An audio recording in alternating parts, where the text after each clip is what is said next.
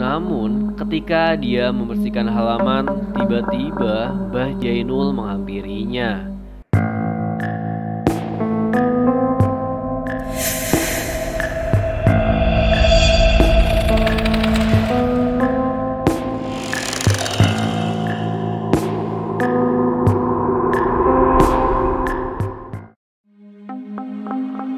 Halo guys, jumpa lagi bersama gue Andi, tentunya masih di Cerita Mistis. Di segmen kali ini gue mau bawain cerita yang datang dari akun Twitternya Cerita Siska yang berjudul Lemah Kuburan. Buat teman-teman semuanya bisa follow akun Twitternya @siskanoviu. Penasaran gimana ceritanya? Langsung aja. Seperti biasa, tapi ingat jangan nonton video ini sendirian karena terkadang mereka sedang ada di samping kiri kalian.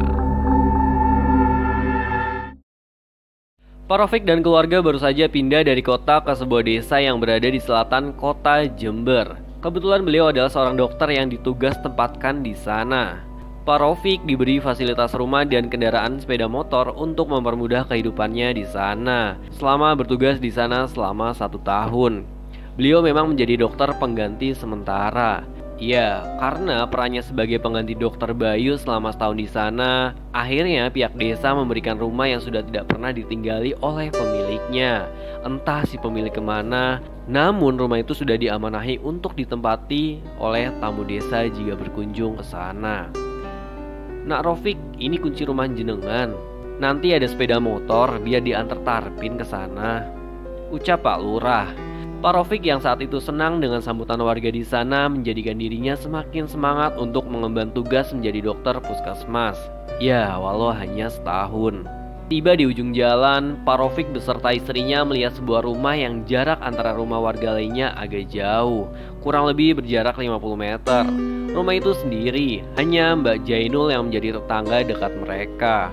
Saat memasuki pagar rumah, hawa aneh terasa. Yah, kok perasaanku gak enak ya. Rumah sih bagus, tapi saat aku buka pagar kayak gimana gitu, ucap Fitri, istri Pak Rofik. Pak Rofik saat itu hanya tersenyum melihat istrinya yang berkata, "Itu cuma perasaanmu aja, ayo masuk," ucapnya. Tak terasa ternyata Fitri merasa aneh saat itu. Dia seperti merasakan ada orang yang sedang memperhatikan saat itu. Dia pandangi sekeliling tempat itu, benar saja. Di balik pohon ada seorang yang sedang mengintip. Tak lain adalah Mbak Jainul. "Yah, itu siapa?" ujar Fitri. Pak Rofik yang saat itu spontan mencari kemudian mengarahkan wajahnya ke arah yang ditunjuk Fitri. Kemudian Pak Rofik tersenyum. "Oh, itu tetangga kita, namanya Mbak Jainul.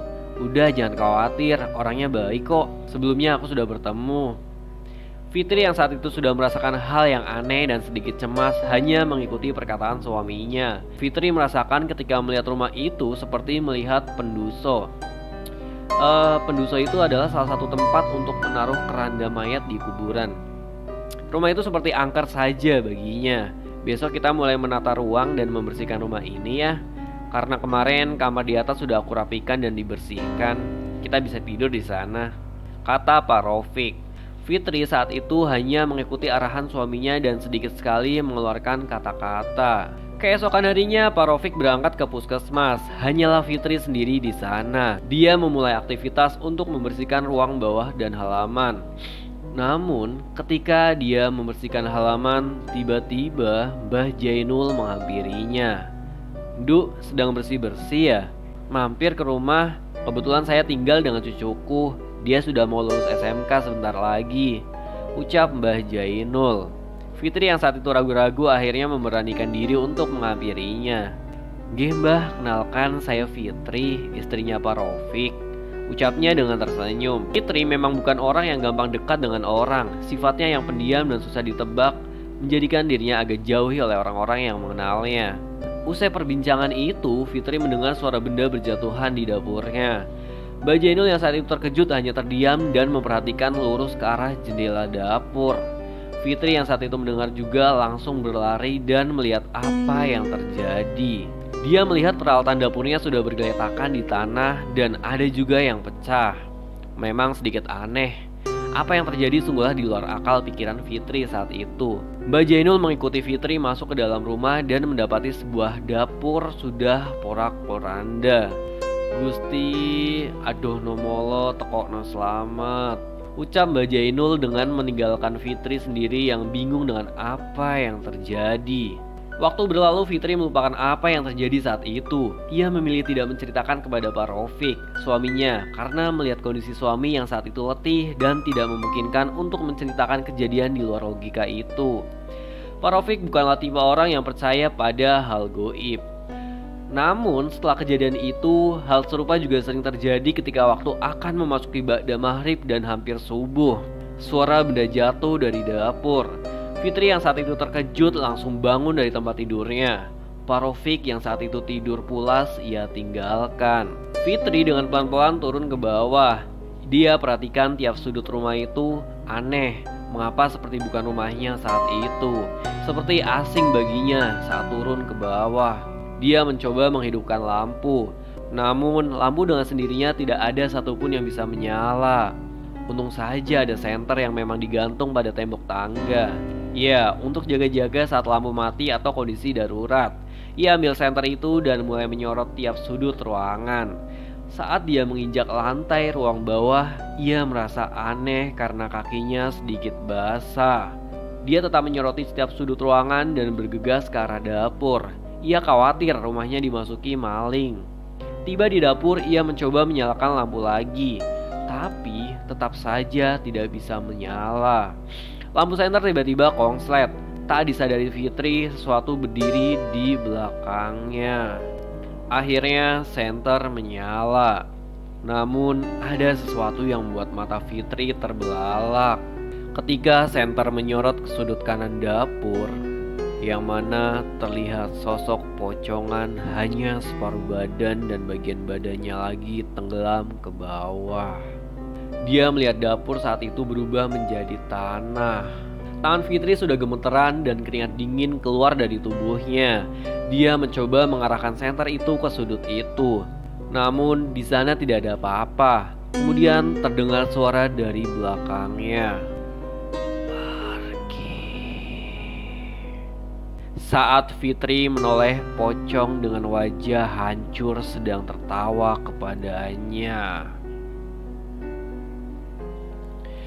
Fitri langsung menjerit. Pak Taufik yang pulas kemudian terbangun dan melari ke bawah. Dia mendapati istrinya sudah menjerit ketakutan di bawah meja makan. Pak Taufik segera memeluknya. "Istighfar sayang, istighfar, sudah," ucap Pak Taufik. Kejadian itu kemudian berlalu. Pak Taufik masih kekeh dengan pendiriannya. Istrinya hanya sedang banyak pikiran sehingga membuat dia halu. Fitri tetap dengan keyakinannya bahwa rumah itu menyimpan sesuatu. Hingga suatu ketika, tepat 3 bulan mereka tinggal di sana, hal aneh terjadi lagi. Malam itu tepat di hari Kamis malam Jumat Legi. Pak Rafiq dan Fitri berpapasan dengan Mbah Zainul. Mbah Zainul yang melihat Fitri seketika berkata, "Nanti jangan turun ke bawah sampai pagi hari ya. Hanya ngasih arahan aja biar selamat," ucap Mbak Zainul. Malam tiba, Pak Rafiq merasa pundaknya sangat berat sekali. Hal itu dia rasakan mungkin penyebabnya hanya pikiran batinnya yang memang lagi banyak pikiran. Memang selama ini ada sedikit masalah di puskesmas, belum lagi di rumah yang hampir setiap hari dengan Fitri selalu berdebat karena hal sepele. "Sayang, buatin teh dong. Tolong ya, jangan manis-manis," ucap Pak Rafiq. Fitri yang saat itu di kamar kemudian mengiyakan perintah suaminya. Dia pergi ke dapur dan membuatkan teh suaminya. Sunyi dan sepi itu yang ia rasakan saat itu. Dia melihat jendela yang mengarah keluar. Fitri terpaku dengan sesuatu yang memperhatikannya dari kejauhan. Dia tidak bisa melihatnya dengan pasti karena memang saat itu kondisinya di luar gelap. Akhirnya dia mengambil senter. Dia sorot senter itu keluar rumah. Ada yang berlari di balik pohon nangka. Fitri agak terkejut karena dia melihat sesosok yang bertubuh besar dan berbulu lebatlah yang berlari. Fitri bergegas mengambil teh dan hendak membawanya ke atas, takut keburu dingin. Tiba-tiba pintu dapur tertutup dengan sendirinya. Fitri terkejut bukan main. Kala itu pintunya tidak bisa dibuka dan lampu kemudian mati. Untung saja dia memegang senter. Tanpa dia sadari, teh yang dia bawa terjatuh dan pecahan beling mengenai kakinya. Sayang, tolong buka pintunya, aku kunci, ucap Fitri sambil mendobrak pintu. Perasaannya sudah tidak enak lagi. Dia mulai menginjak sesuatu yang basah lagi di kakinya. Di sudut dapur ia melihat sesuatu yang akan keluar dari tanah. Entah apa. Dia mulai ketakutan. Ternyata sebuah rambut keluar dari tanah itu. Fitri menjerit ketakutan lantaran ia melihat sosok yang keluar dari tanah itu berambut panjang dan wajahnya penuh dengan darah. Cahayu, mrene, aku njuk getihmu setitik ae. Lirik sosok itu dengan mendekati Fitri. Fitri hanya menjerit dan memukul-mukul pintu agar suaminya mendengarnya. Sosok itu menghampiri Fitri dan meraih kakinya. Suwe aku ramangan getih. Ngene Cahayu. Getih kentelmu gawe obat luweku selama iki. Tegas sosok itu. Kemudian pintu terbuka dan Pak Rafiq melihat Fitri akan ditarik sosok itu ke dalam tanah. Sontak Pak Rafiq langsung menarik Fitri dan mengumandangkan azan. Hal itu dia lakukan agar sosok itu segera hilang dan benar saja. Kumandang azan ia ucapkan dan sosok itu langsung kepanasan. Itu kepanasan dan berubah bentuk menjadi siluman ular yang berlidah panjang. Kemudian sosok itu masuk lagi ke dalam tanah. Suasana kemudian kembali normal. Pak Rafiq memeluk Fitri. Maafkan aku ya sayang, selama ini tidak mempercayai kata-katamu, ucap Pak Rafiq. Keesokan harinya mereka bertemu dengan Mbak Zainul dan menanyakan sesuatu mengenai rumah yang ditinggalinya. Bien omakui dipanggoni sama keluarga yang gadis hidupnya itu bejo. Pak Saimun namanya. Dia memiliki istri yang namanya Bu Khotimah dan 4 anak yang pintar, ucap Mbak Zainul. Saking bejo uripe, ia sampai punya sawah dan lahan tanduran di mana-mana. Orangnya ya nggak medit. Medit itu bahasa Jawanya pelit. Jadi orangnya itu nggak pelit ya. Dan loman atau suka memberi. Petaka itu dimulai ketika ia mempekerjakan seorang pembantu di rumahnya. Namanya Warsina. Ia bekerja menjadi pembantu di sana. Aku juga mengenalnya. Dia awalnya orang yang baik. Entah mengapa tiba-tiba dia menjadi seperti itu. Kabarnya ia iri dengan keharmonisan rumah tangga Bu Khotimah dan anak-anaknya karena nasibnya tak seberuntung mereka. Warsina memiliki suami yang suka mabuk-mabukan dan juga menghabiskan celengannya Warsina. Anaknya yang sematawayang juga nurun bapaknya. Jadi anaknya nakal. Tidak heran jika Warsina yang sering diperlakukan kasar oleh anak dan suaminya. Suatu hari Pak Saimun niatnya cuma bercanda. Tidak ada niat serius melukai hati Warsina saat itu. Hanya guyon aja. Pak Saimun itu bilang, "Oh alah nah, seumpama awakmu iku sek ayu gak buluk ngono toh. Tak rabi karo aku." Ucapan itu yang membuat Warsina sakit hati kepada Pak Saimun dan semuanya. Warsina pun datang ke dukun terkenal di seberang desa. Dia meminta untuk membalaskan dendamnya kepada Pak Saimun dan keluarganya. Akhirnya dia diberi sebuah buntelan yang isinya lemah, yaitu lemah kuburan. Jadi lemah itu dipendam di dapur sama Warsina tanpa sepengetahuan Pak Saimun dan keluarga. Lemah itu membawa sial untuk tempat tinggal Pak Saimun. Dulu Pak Saimun tiba-tiba usahanya bangkrut dan tanahnya di mana-mana dijual. Tak jarang juga aku mendengar beliau berantem sama istrinya. Warsina itu dipasrahkan ke kelurahan sama Pak Saimun. Dibuat singgah untuk tamu yang berkunjung ke sini. Tapi tak jarang juga mereka melihat hal-hal yang aneh di sana. Warsina setelah melakukan hal itu kemudian berhenti dan memutuskan kerja jadi TKW. Pak Saimun dan keluarganya akhirnya pindah ke kota memulai bisnis di sana. Dan alhamdulillah sekarang mereka bisa mengembalikan lagi apa yang hilang. Rumah itu dipasrahkan ke kelurahan sama Pak Saimun. Dibuat singgah untuk tamu yang berkunjung ke sini. Tapi tak jarang juga mereka melihat hal-hal yang aneh di sana.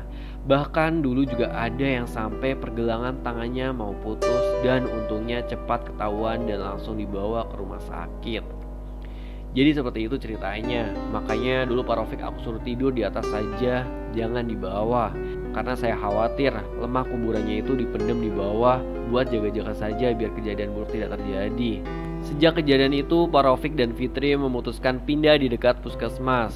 Mereka tidak bisa tinggal di rumah dinas karena rumah itu dijadikan unit tambahan untuk program pemerintah desa selama 1 tahun. Selesai.